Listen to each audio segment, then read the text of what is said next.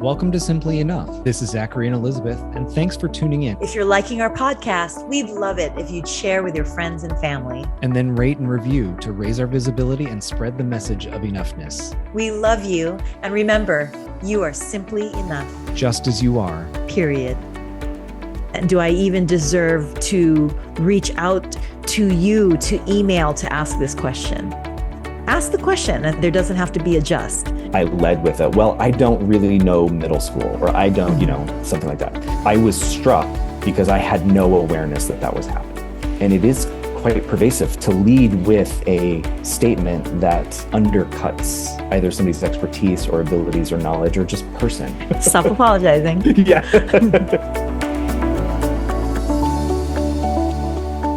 Hello, everybody, and welcome to Simply Enough. I'm Mr. Zachary Linnert. And I'm Dr. Elizabeth Ignacio. And I am kicking us off today, and I wanted to start with a story. And I want to start with a story and share some of my insight and takeaways from the story, see what you get out of it, and go from there. How does that sound, Dr. Ignacio? Perfect. Good. I was a welcomed guest at a senior facilities acting class a couple months ago.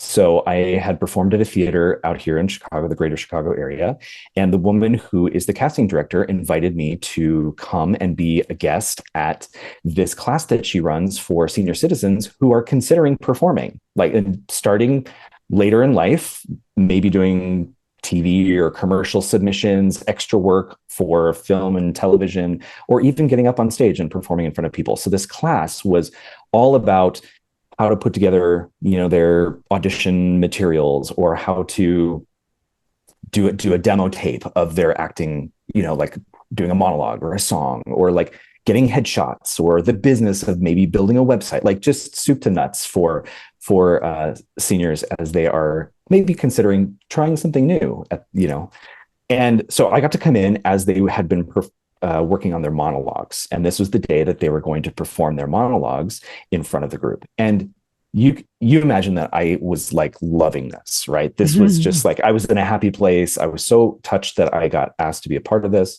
and was just in heaven. Now, I mean, the people there could not have been lovelier and more wonderful. There is something incredibly vulnerable, as you know, because you are a performer, and we've talked about it many times on the podcast, what it's like to stand up in front of a group of people and to do something potentially scary or, anxiety ridden, like singing or playing the piano or whatnot. So I already expected that they would be somewhat nervous. And the woman that I was with was doing everything that she could to alleviate any fears or worries that I'm an actor. I know that it's always a process, and at some point you got to bring people in and maybe get some feedback. But that only goes so far, especially for people that, this is like their first time really doing something in front of somebody else. And I have to say, before I even get into what really struck me, was they were so good. Like, they really were so lovely. And they had picked monologues from movies that they felt connected to. Like, one woman did a monologue from The Devil Wears Prada.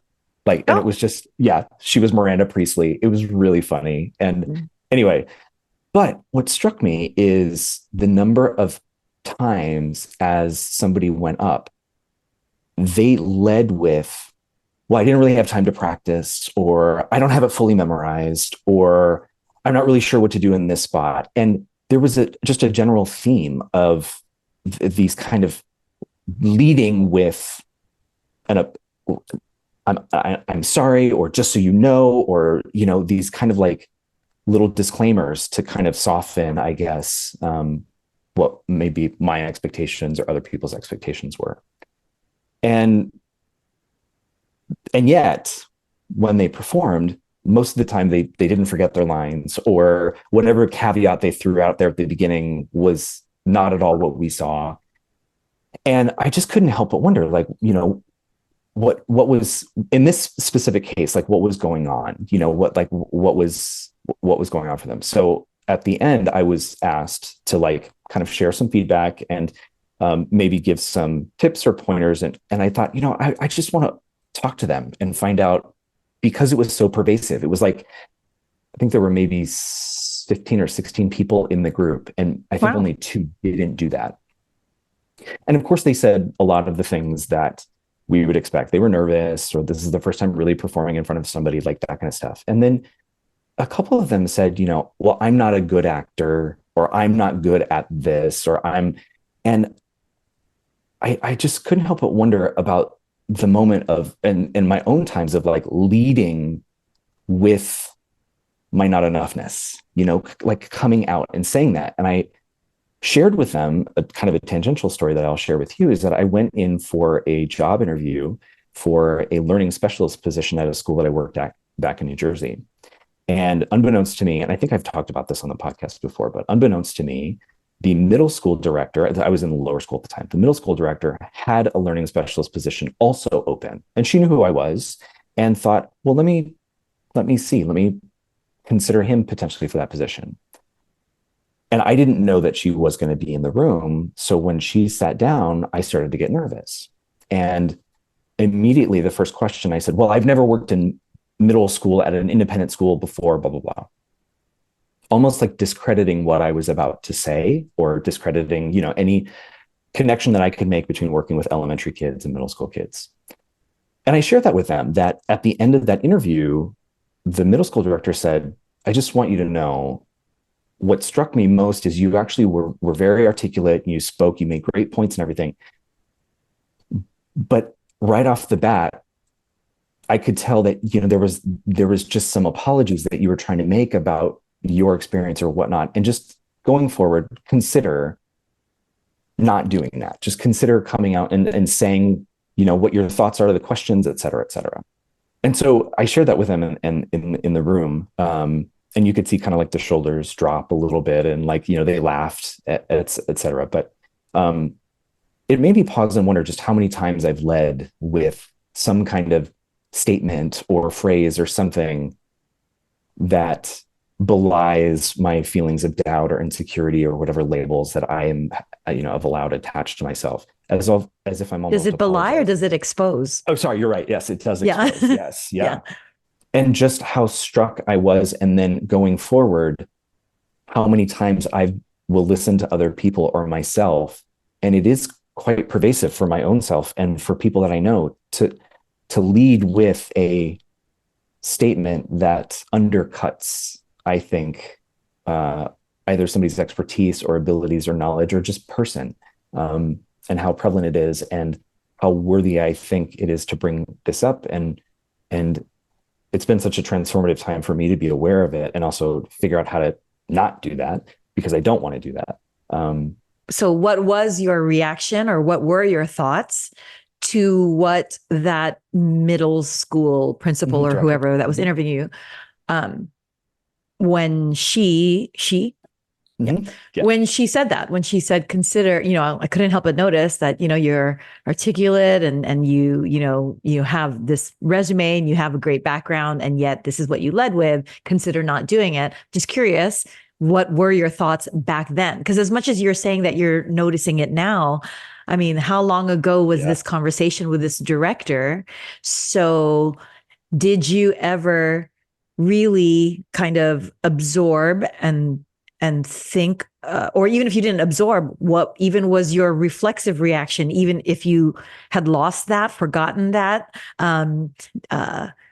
disengaged from that? I'm just curious, what was your thought process then and now? I didn't. Because it's one thing to have the stories, but it's but then what's the insight behind the story, right? So yes, may I ask? Please. I first of all didn't realize that I had done it. And she took notes of every time I was asked a question, and then how I responded initially to it. And let's say there were 7, I don't remember how many questions there were, but let's say there were 7 questions. And it was like 3 out of the 7 or 4 out of the 7 questions, I led with well, I don't really know middle school, or I don't, something like that. So I was struck because I had no awareness that was happening. Right. And then like that kind of impact just set me back on my heels. Like, oh, wow. Well, thank you, first of all, for making me aware of something I didn't even realize I was doing. And then like an appreciation for the feedback. So going forward, that if that's a message that I want, then yeah, I can participate in establishing my answer a certain way, but also like recognizing my own behavior. However, to answer your second question, I kept it only in the realm of an interview and didn't see how it could apply in many other areas of my life until I was in that room with those people. And they were saying things like, you know, they were nervous, which is what I said to her. It's like, I was nervous. You were there. I didn't know that you were going to be there. And I was afraid that you were going to think I was speaking as an authority of middle school when I don't have as much middle school experience, et cetera. So my initial reaction was shock, like, oh, I didn't know that. Then kind of amazed at how prevalent it was. Gratitude for the feedback, a little bit of embarrassment of like, oh, I didn't realize I was doing that. And I didn't showcase myself in the best way that I could. So that, you know, that other part of me. But then like I said, I kept it in the realm of an interview and didn't see how it could transfer into so many other areas of my life until I was with those lovely seniors in that acting class. And I mean, in fairness, how old were you at that time? 35-ish. Okay. So not quite a decade later, but here you are not quite a decade later and recognizing that about yourself and then recognizing it in other people. I'm just curious, what are your thoughts as to the why? Because even in not only are you talking about that back then it was the realm of the interview, but in keeping it in the realm of the interview, it's still not delving to the, well, why do I do that? Because, you know, whenever we can recognize the why of what we do, that's how we can address what we do. You know what I mean? I, for a long time, associated to a previous episode, confidence with arrogance. And didn't want to appear arrogant and speaking as if I knew, you know, definitively on something. And this goes back to our conversation about humility and whatnot. So I think part of that why was wanting to curate somebody else's impression of me and also associating confidence with arrogance and then wanting to make sure that that's not how somebody saw me. If I said something somewhat declaratively with some experience and point of view behind it. So now I've begun to disassociate the two. But I would say that was maybe part of the why. And yet, ironically, what is the root of arrogance? Not confidence, but what is the root of arrogance? It's actually insecurity, right? Yeah. And so sometimes with insecurity, and by the way, people don't believe this, but I mean, I am one of the most insecure people.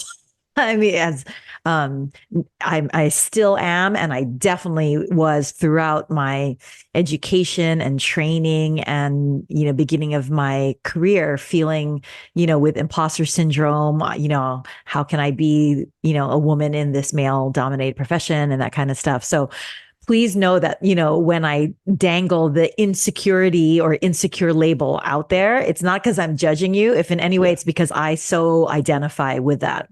Anyway, back to what I was saying. So with insecurity, we don't want to come off as arrogant, yet ironically, arrogance actually comes from insecurity, right? But not only that, it's almost like we try to take the bullet out of the gun by the words that you use were, you know, discredit. What other words did you use? But, you know, discredit and self-criticize.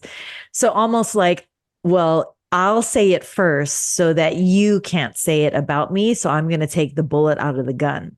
And we think that's protective because, okay, now you can't say it about me because I'm throwing that out there. So we think that's protective, but actually what that is self-sabotage. And we are not serving ourselves or the organization or the job place or the relationship when we come leading with self-sabotage. We think that's protecting us, but we're actually not only harming ourselves, but in doing so, we're not bringing our favorite self, our best self to the situation, to the relationship, to the environment. And so in that way, that's also sabotaging as well. There's this book, I think it's by Rachel Hollis. And if it's not, forgive me that I can't recall the author, but I think it's Rachel Hollis, and it's called Girl, Stop Apologizing. And it's something that is very common in language of women in particular, where we lead with, let's say we're in meetings, let's say even, here we are as leaders. And so here we are in the board room, but we, as women, we tend to linguistically make ourselves smaller and self-sabotage by leading with, I'm sorry, but I just don't quite understand, or I'm sorry that I'm interrupting, but what about this? And, or even in emails, not just the words, I'm sorry, but also just, like, we have to minimize everything by saying, just checking in to see this, or just wanted to ask this, as if we're minimizing ourselves.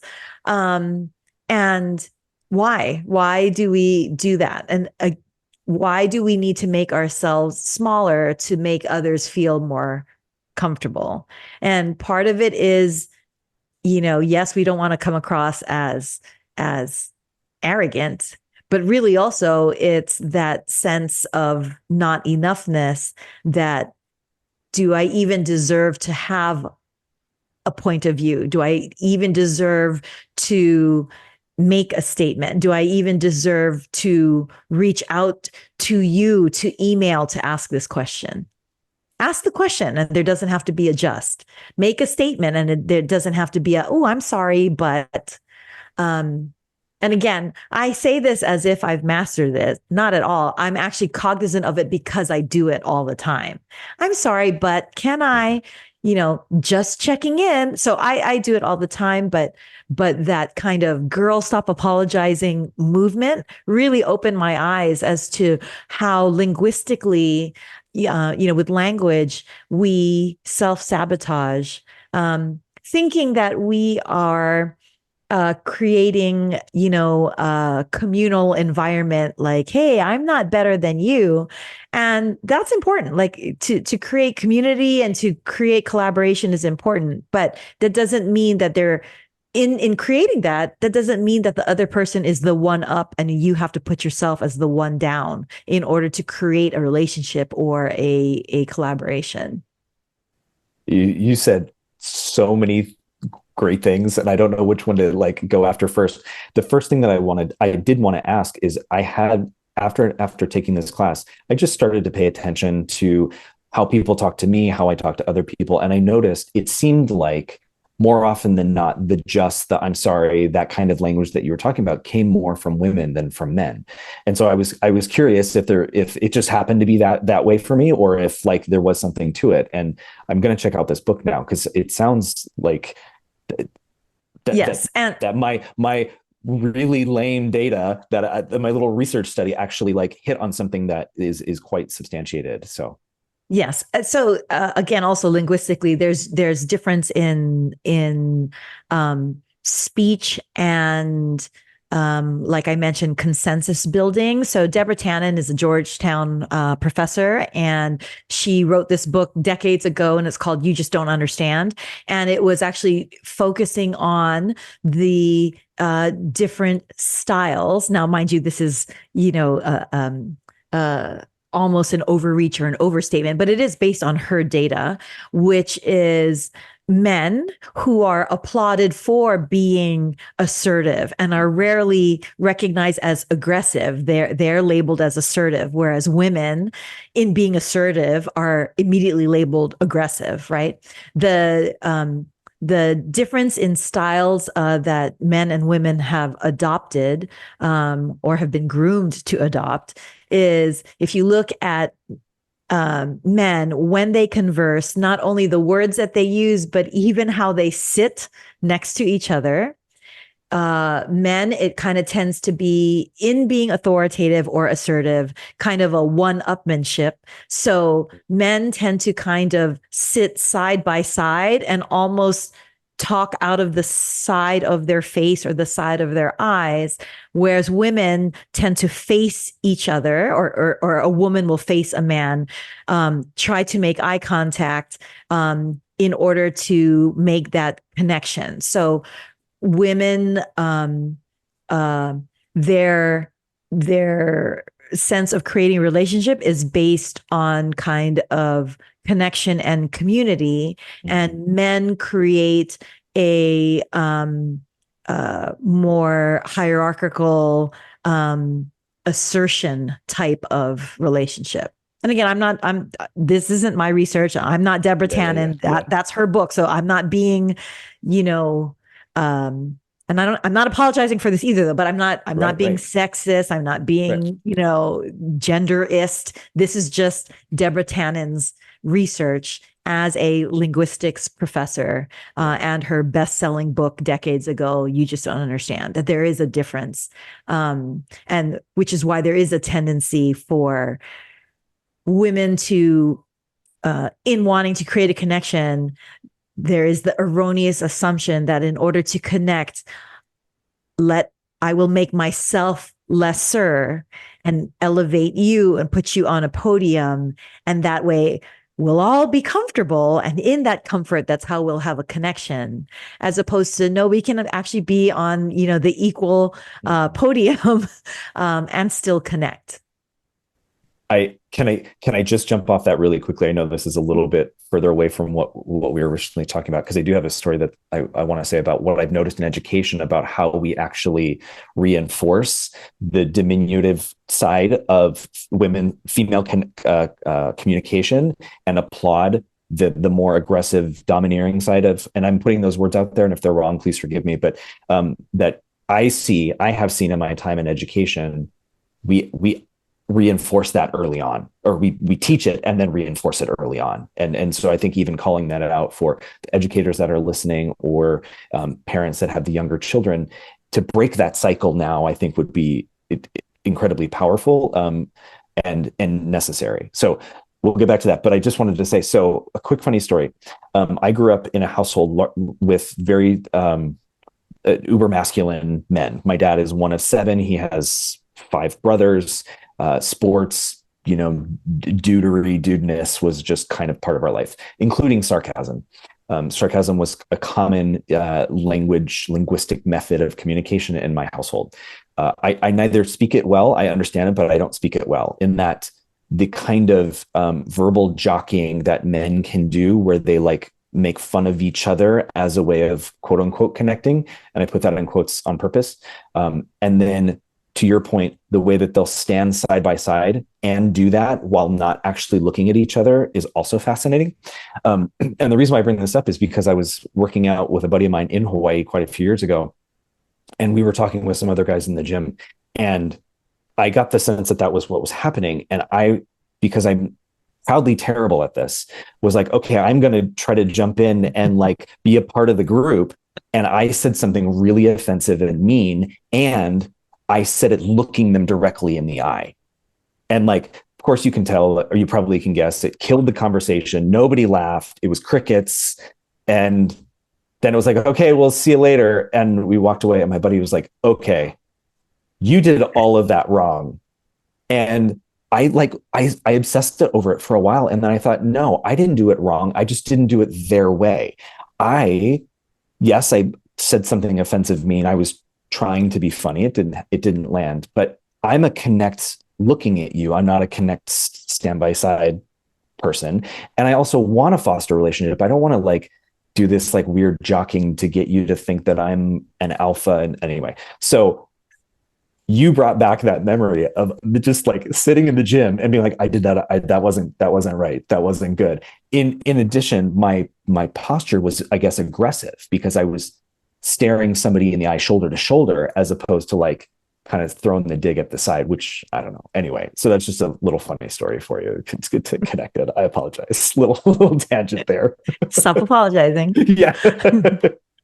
But what I wanted to say is what you're talking about rings true, particularly when I would read report cards at report card time, and the way that girls were talked about, right? That they didn't ask for a lot of help, or they were quiet, or the language that was used to reinforce a more subservient or submissive or passive type of person. And then what would happen, and not always, but there were enough times that it started to give me pause, is it's the behavior that we saw lauded in girls did disservice to the needs that they actually had, right? And that there were girls that were really struggling, that were afraid to ask, and that, or did ask, but asked in a, if you have a minute, if I'm so sorry, I know you're busy, but if you have a minute kind of way, as opposed to, more often not, the boys were like, this is what I need, and would get it. And I know this is a broad generalization, and forgive me for being kind of sweeping, but it hit me most acutely when I would read the report cards, because that was the language in print that we would use to talk about girls' behavior and the uplifting of the girls' behavior, as if we were saying it was better that they weren't asking for help, or that they were quiet, or that they were soft, or that, what I'm saying. So, and that's a disservice. So that's where, especially women, and I say this being a part of this large 30,000 member physicians mom group. So 30,000 women, accomplished, high achieving women, and a common battle, or perhaps a little bit of cognitive dissonance in terms of this kind of not enoughness, especially these are physicians, is our value is nothing if it's unless we are of service. Now, that is a wonderful place to find value, of course, is being of service, but it's almost can be, neuroticized or pathologized to the point of, like, in terms of the not enoughness, if I am not of service to somebody else, then I am nothing and I am of no value. And that actually begins when one is young, in especially, for girls in particular. Well, did you share that snack? Yep. And did you, share your toy? And then that kind of stuff. Now, and I'm not here, again, as we say in all episodes, it's not either or. So I'm not anti-share, anti-kindness, anti-service, but it's just, if we can be mindful and cognizant of the messaging, that is how, beginning from youth, one ingrains this inner value of, like, well, I'm nothing unless I am giving of myself, emptying of myself, almost to my, own wounds, so as to provide for another. And then the flip side, if I may say, just so that this isn't all a, woe is me, lift up the girls. It's a disservice to the boys when there is this stereotype or archetype of you are only of worth if you are strong. You are only, representative of the male race or gender if you never cry. Or you are not a leader unless you are loud and people are, in awe of you, and you are the leader of the masses.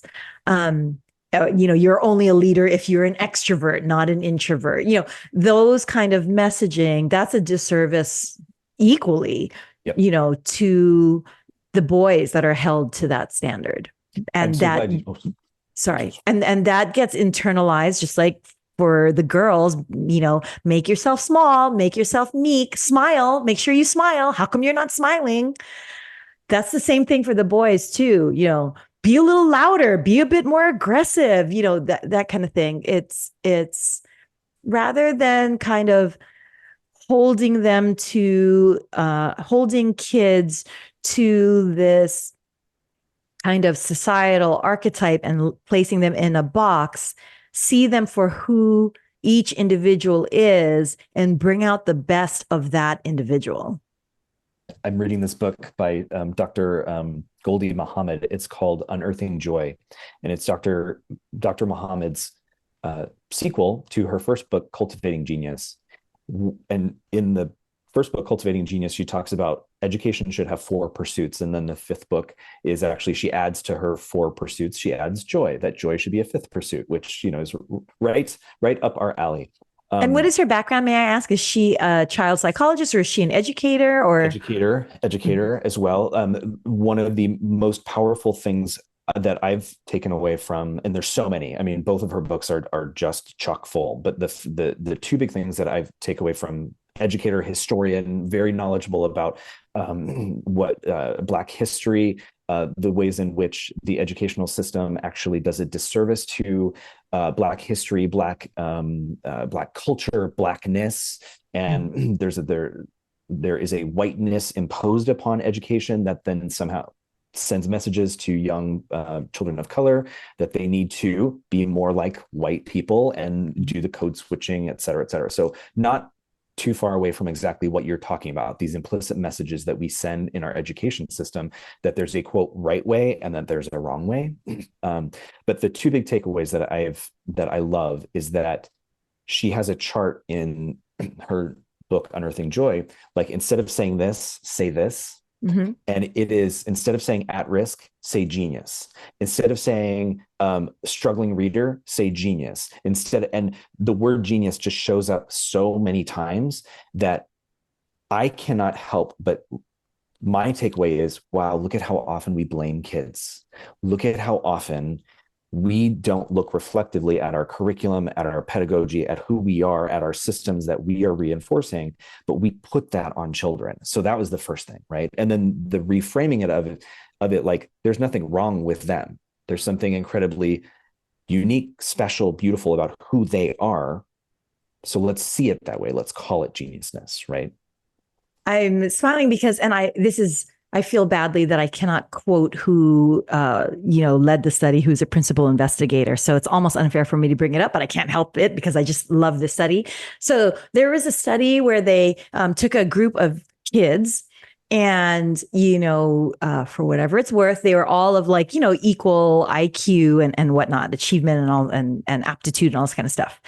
And they were told, the teachers were told by these researchers, certain teachers, you get this group, and they're challenged, so you're going to need to help them out. And then the other teachers, okay, you have the gifted group, and so, take it away. You've got the gifted group. And then by the end of the year, when you looked at aptitude and achievement and I should say achievement, who the kids that were, quote, more successful were the kids who were labeled as gifted.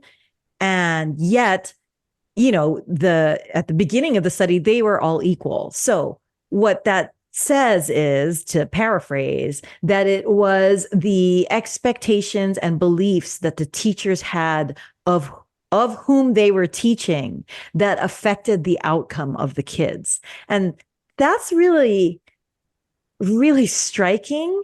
And this is not a blame shame thing, but it's like, let's have awareness and be cognizant of how our own beliefs about somebody else can, in fact, impact that other person's outcome. As much as, obviously I'm a believer in autonomy and agency, to help lift each other up, let's recognize our own biases and how that can affect others' outcome. Is that fair? Even though I'm It's totally fair. And she has so many examples via the lens of marginalized people, queer people, people of color, individuals with disabilities, that speak directly to what you're saying. That her own studies that she's researched, or that she's done, even studies that she's read and brought in stories about how the changes that happen for children once the narrative that comes towards them is different. Instead of being the challenge kid, if they're a child that's seen as having genius, and then that mindset is coming at them from their educators, what they see in terms of academic achievement, interest in school, ability to form strong relationships with peers, etc. Her book literally has all the stories to support exactly what you're saying. So yes, like, ding, ding, ding, for sure. Oh shoot, what was going to say? Oh, I want to go back to the boys comment because I'm so grateful that you brought it up. I was watching my nephew. This is a couple of years ago playing soccer, and a boy on the other team, because he plays in an all boys league, boy on the other team was trying to talk to his coach. I think he wanted to play a different position than what he was playing. And so this boy, for whatever reason, found the courage to go up to his coach, but was saying things like, coach, I just had a question. I hope it's okay to ask. Like you can imagine, like the shoulders are up, like the body language is kind of leaning back, like you can picture it. And the coach was like, spit it out. Just say it. What do you want? Come on. All of that. And here was this boy that was taking such a vulnerable step forward, right? And I didn't even need to know him to know that this was a big deal for him to just like approach the coach and ask a question that for himself. And here he was just getting told, like, you are doing this the wrong way. Boys need to speak out and they need to like be tough and strong and say what they want. And he used that language, like, that's not how boys talk. And that's why I'm so glad that you brought it up, because the inverse is also happening. And to your point about seeing children for who they are, individuals, and seeing their genius, as opposed to layering these like blanket impositions about the way they should or shouldn't behave based on something like whether or not they're a boy or a girl, just needs to stop. I'm sorry, it just absolutely needs to stop. You know, confidence is actually a skill. It's not an innate, innate gift. You either have it or you don't have it. I mean, confidence is a skill. So we want our kids, I think, boy or girl, or non-binary, we want them to have confidence. And honestly, as adults, we are allowed to want to be confident as well. Again, not arrogant, but we are allowed to want to be confident as well. And that does come from practice. And that means we have to practice, however uncomfortable it may feel, not making ourselves small. I can't help but think of a line in of a famous excerpt from Marianne Williamson's book, A Return to Love. And in it, she says, making yourself small does not serve the world. So it doesn't just not serve you. It doesn't serve the world when you make yourself small. The world is abundant. The universe is abundant. It is not a zero-sum game. It is not a fixed pie and you can only have a share of the pie. So don't be small. It doesn't mean that in not being small, you are arrogant, you are making yourself better than somebody else. It's not comparative. If we can learn to not be comparative, but still have this instilled sense of strength and security from which confidence builds, that we can only do that when we tell ourselves not to make ourselves small, not to apologize, not to be just enough, because we are more than just enough, and we are actually more than simply enough.